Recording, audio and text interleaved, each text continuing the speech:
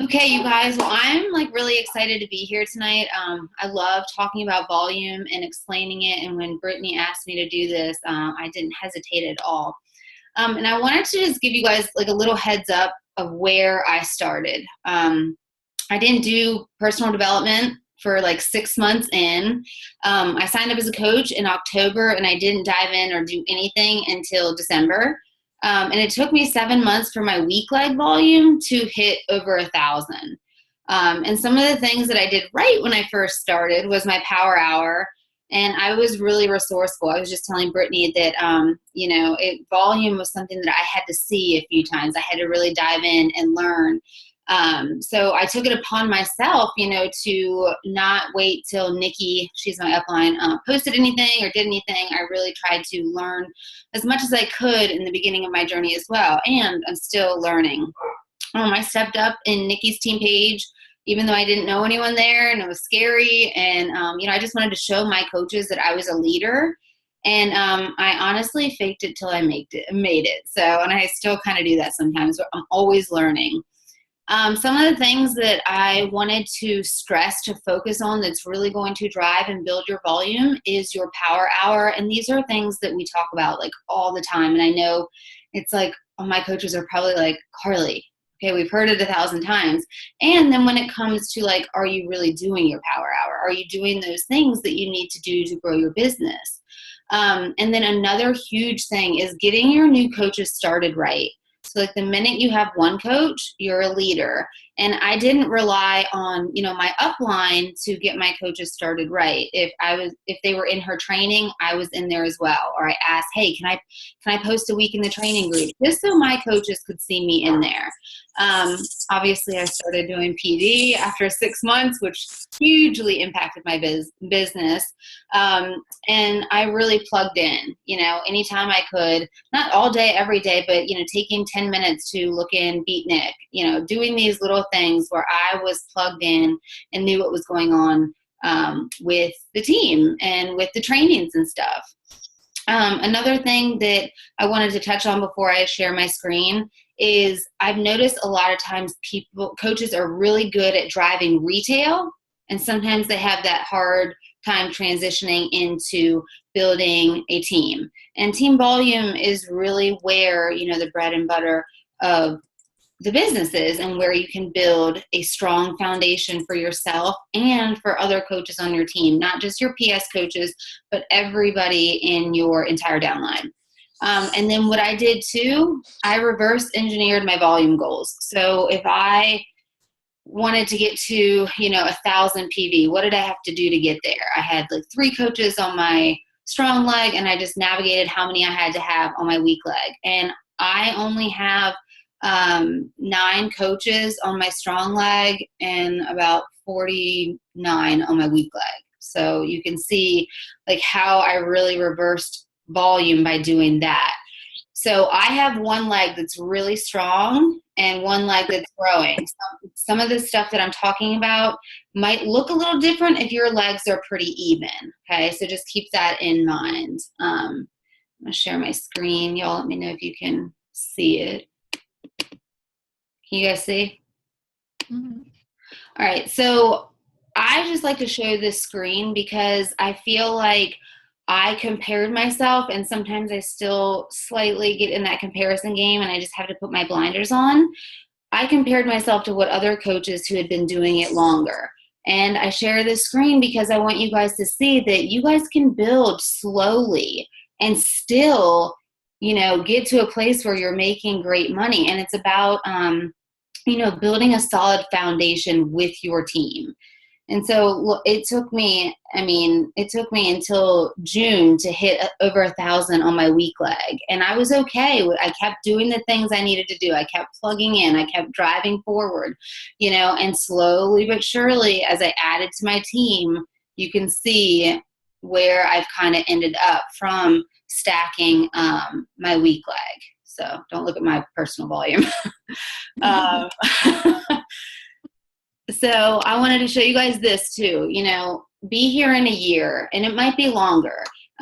Always celebrate people on your team's success. I mean, this was my very first little shout out, and I was nervous to do it because there wasn't a lot of people on it. That is such the wrong mindset to have. I wish I had done it when there was only 2 people on the list. And then this is what it looked like, almost a year later. So always keep that in mind and celebrate little successes along the way with your team. Okay, so how to build for income.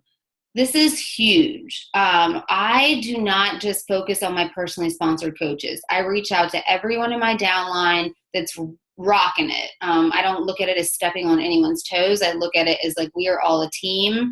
And, if Stephanie or Brandy had messaged me, I would have been like, wow, that's cool. They see me. I'm not just, a number or coach or whatever.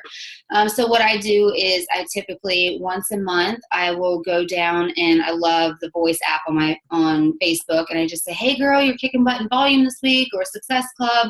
And it really just builds a solid foundation within our little Be Misfit family. And my coaches duplicate that. So I'm going to touch on duplication in a little bit. So yeah, digging deep into your downline, because your team volume and what you cycle on is not just going to come from your personally sponsored coaches. It's going to come from everyone on your team. So I remember when I first started, I would look at the volume tab in the back office. Let me see, like one of these, and I would click on it and I would see who was building volume, and I would actually congratulate them, even if they weren't on my team, even if it was someone within Beat Nick. So, just building that community of support, and it's worked for me. And then building systems, videos, trainings, asking to step up in your coach's training if you guys are doing one, or stepping up and Beat Nick's, running your own. I created a script group that gives info and all kinds of information to my team, and just sharing that with my entire downline so they can use it with their coaches. And then, oh my gosh, this was one of my biggest mistakes as a coach. I dragged some of my coaches, some of them who still haven't hit Success Club to this day, for 7 months in the beginning, because I wanted it for them so bad. And I almost quit coaching because I was so discouraged. And I based my personal, self-worth and opinion of my leadership on some of my coaches that weren't running with it. And then the ones that were, I didn't have my focus on there. So always look at, who do you feel like you're dragging your coaches? Work with the ones who really want to work, and that will help drive your volume instead of trying to drag people who, they have to want it when they want it. And then 20% of your downline is going to produce 80% of your volume. So that's one in every 6 coaches is going to work the business. So that goes back to not trying to drag everyone and not basing your leadership or your ability as a coach on what your downline's doing. I made that mistake, and it's not fun. So how do we cycle? What is volume all about? How are the numbers? Do we come up with them? Most of you guys are going to have a leg that is a strong leg, okay? And so every time that volume on that side gets to 200, okay, and then your volume on your weak leg gets to 100, you cycle once. So on this screen right here, this person's volume, their team volume from every single little coach here, their customers, is 540 team volume. Over here is 200. So 100 goes into 200 twice. So that cycle that week, that coach made was $28. Now, as an Emerald coach, you can make $250 cap out each week when you cycle. And to reverse engineer that, you would have to have 1,400 PV on your weak leg if you've got, a really strong leg that's growing. So that's how you kind of reverse engineer that. And I'll show you guys how to calculate it each week. And then as a Ruby coach, you're going to make $16 a cycle. So that number would be, I can't do math, four couple dollars higher, and then 18 as a diamond coach. Okay. And as a diamond coach, you can cap out at 2,000 a week, and a Ruby coach is 1,000 a week. So if any of you guys have questions on this, I can go into it further. I'm a visual person, so just let me know and I can re-pull it up.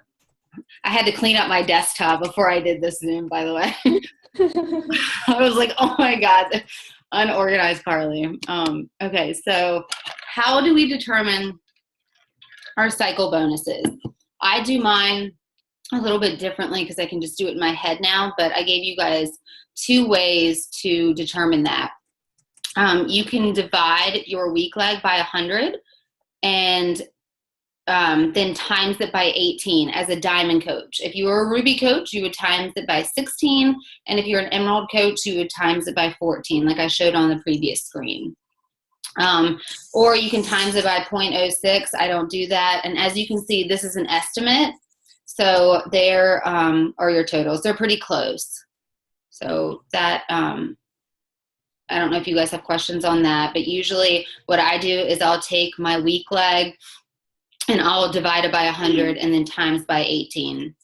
I just think that's the easiest way for me to do it. And I kind of, as you're doing it more, it makes more sense. And that's another thing, you know, as a new coach, some of this stuff might be a little bit hard to understand because you're not actually doing it. And as you get to an emerald level and you get that first 14 cycle bonus, you can see that in your back office. And I'm going to talk about your bonus, is your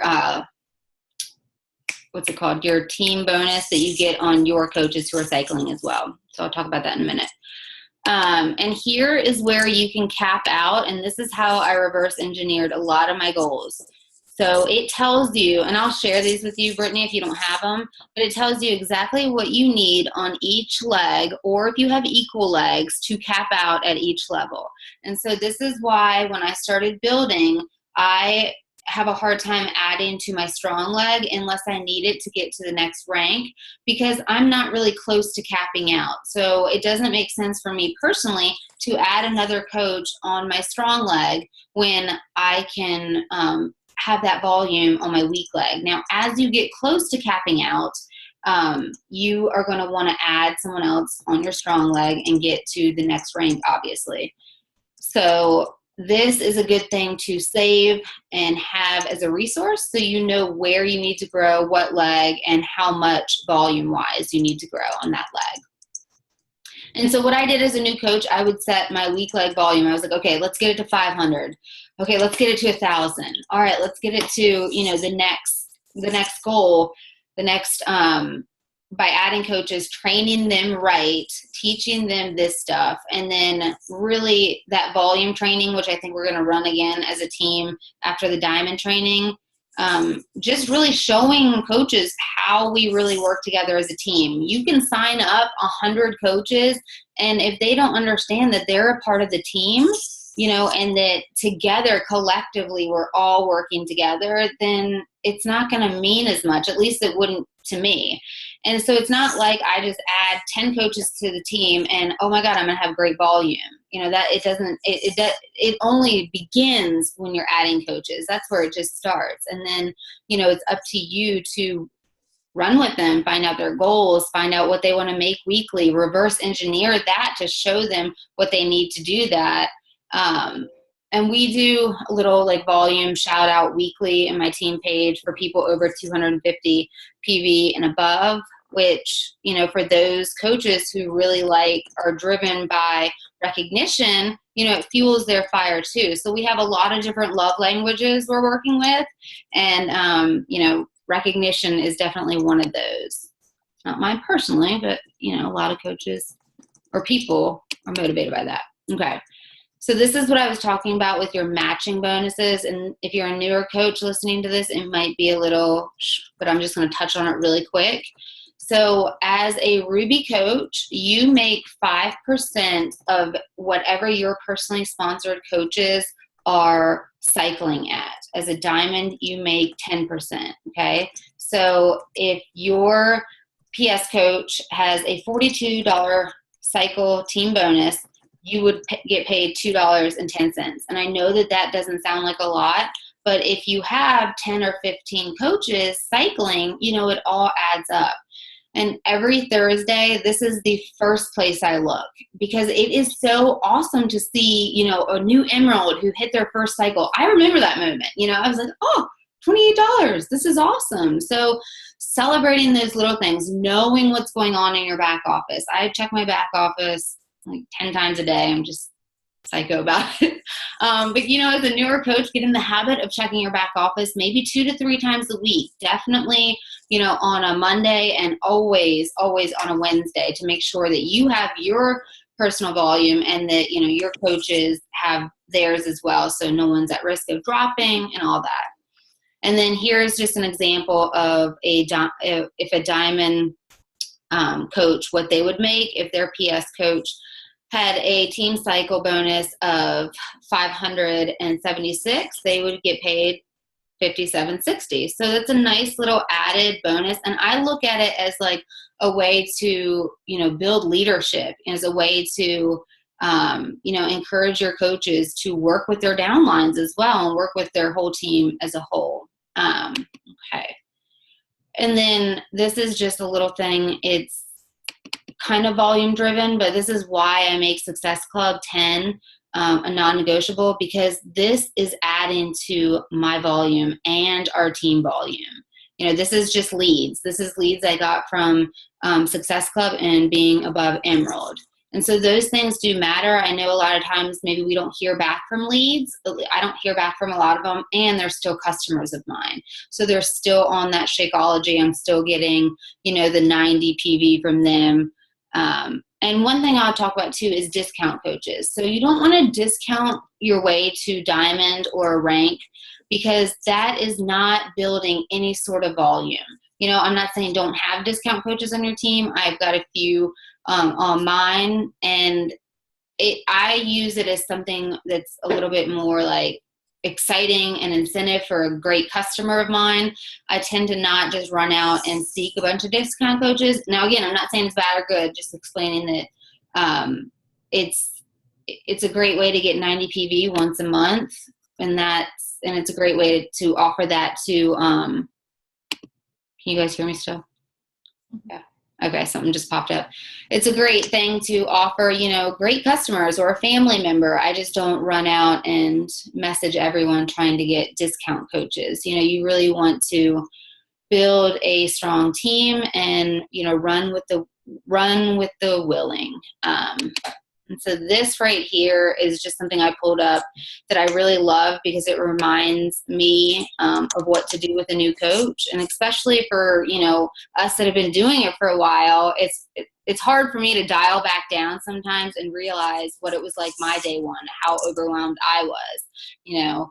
So this is just something that I like to always revert back to and make sure that I'm doing that with new coaches. And then let me just show something here. And in your back office, so like I said, anything in blue you guys can click on, okay? And you guys can see who is building that volume for you. You can see who on the team is rocking it that week, give them a shout out, whatever. And then I'm going to just show you this, like how different it is when you start building a team, how much, you know, my retail is nothing, and then my team bonus, you know, is higher. So that's why it's so important to really focus on building a really strong team, you know. Brittney, y'all have any questions? I think you're muted. Okay, can you hear me now? Yeah. Are you moving your mouse right now? What? Are you moving your mouse? Am I moving it? Yeah. No. Okay, I think the screen was frozen, and then now it's like catching up. It's like moving all over the place. It might be this internet though. I think everyone else can see it. Can everyone see the screen? Something popped up a second ago when I said, "Can y'all hear me?" It said something. Is it better now? No? Yeah. There it is. Okay. I mean, to try share screen again. it was frozen for a minute. Just your screen was anyways. Oh gosh. Okay. Is there anything you want me to go back to? Is there anything that y'all missed? You missed anything? Well, Carrie said it's frozen now. Let's see.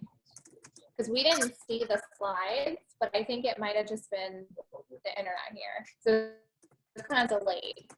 We didn't see it, but I don't know. Natalie, did you see them? It's stuck on your volume screen. Oh. Yeah. That's how it was for us. The whole time? Yeah, it was stuck the whole time for me too. Oh my gosh, y'all should have told me. I was looking from slide I thought it was my internet here because we just got our internet turned on. I was like, well, maybe it's just my internet. well, dang. Just go back to the matching bonus screen. Okay. The slide, oh, I guess y'all don't know what I had pulled up here. How about we do this? Share screen. Tell me if you guys can see.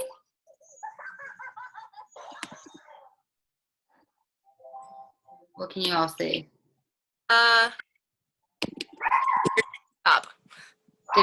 Did you guys see this screen? No. Oh, We do. okay. Woo! Okay, well, this is what I was talking about when I was giving the visual. And if y'all can't see it, or if it pauses again, then let me know.